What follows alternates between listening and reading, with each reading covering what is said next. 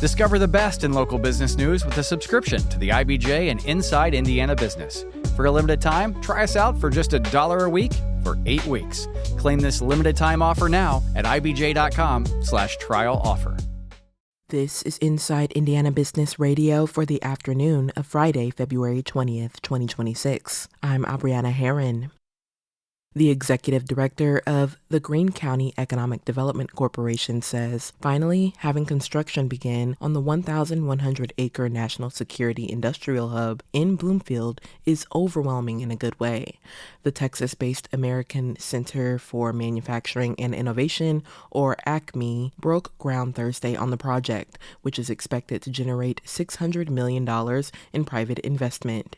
Brianne Jarrells told Inside Indiana Business that regional leaders are looking at growing the area's housing stock to support hundreds of new jobs expected to come with the campus. One of the things we're doing now is focusing on where are those properties and not only where are they located, and we're looking at larger 100, 200-acre sites, but are they ready for development? The committee is currently working on a list of sites to be prioritized for housing in response to the Industrial Hub campus, which includes one just a few miles away. John Fisher, an internationally recognized biomedical engineer, will join the University of Notre Dame on August 1st as director of the Bioengineering and Life Sciences Initiative and as the Arthur J. Schmitt Professor in the Department of Aerospace and Mechanical Engineering, the university said this week. Fisher currently serves as a chair at the University of Maryland. He succeeds Paul Bond, who retired in December.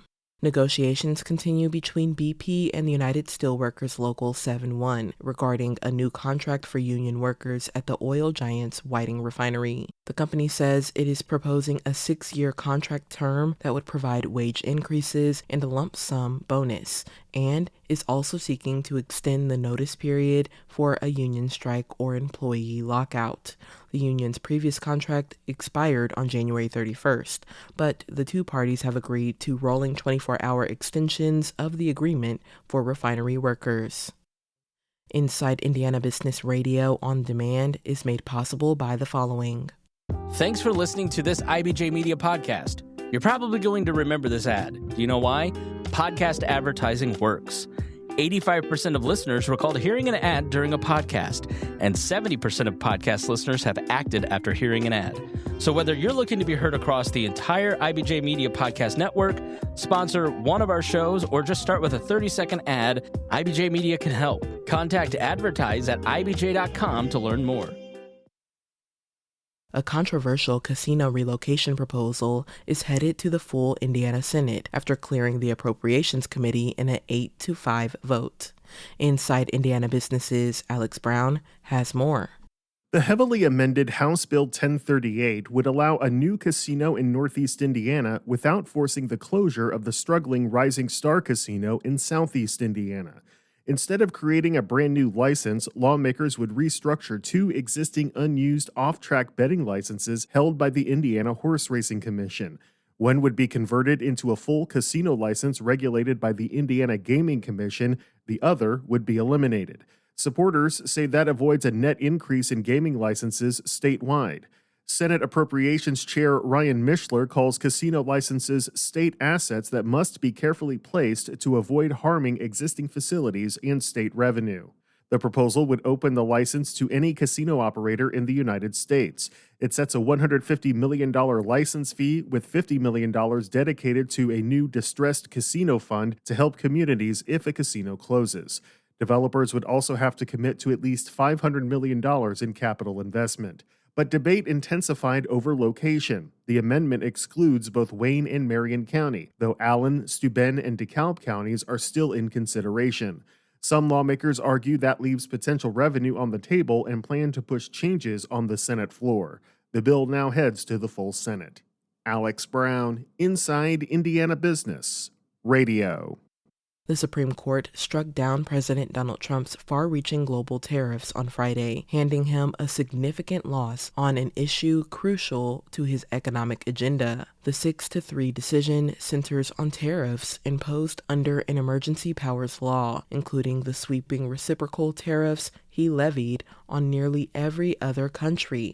It's the first major piece of Trump's broad agenda to come squarely before the nation's highest court, which he helped shape with the appointments of 3 conservative jurists in his first term. And state and federal officials joined defense industry executives Thursday to break ground on a major national security manufacturing campus in southern Indiana. Leaders said the project will expand domestic munitions production and bring hundreds of high-wage jobs to Greene County. The American Center for Manufacturing and Innovation, or ACMI, launched construction on the National Security Industrial Hub and Munitions Campus, a 1,100-acre development located adjacent to the Naval Surface Warfare Center Crane Division and Crane Army Ammunition Activity.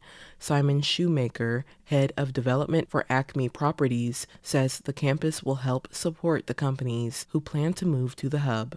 Not only large existing defense corporations, but also smaller growing companies, that this campus can accelerate growth by bringing prototype to production all in one place.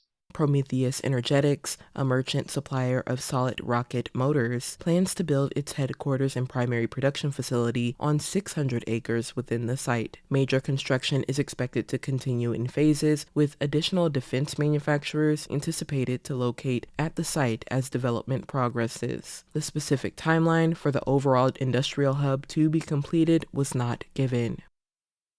I'm Abriana Herron for Inside Indiana Business Radio On Demand.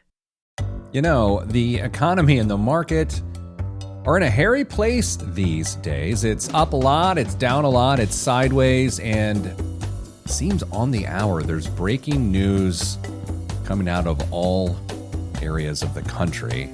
How do you get your head around that? How do you not go crazy in the process? I'm Peter Dunn. You may know me as Pete the Planner, IBJ columnist, and my job for years has been to help you understand your financial life better in context with everything else going on. So what am I encouraging you to do? Well, listen to the Pete the Planner Show.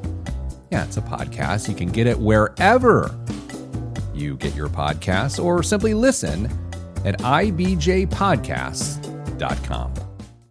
Thanks for listening to this IBJ Media podcast. You're probably going to remember this ad. Do you know why? Podcast advertising works.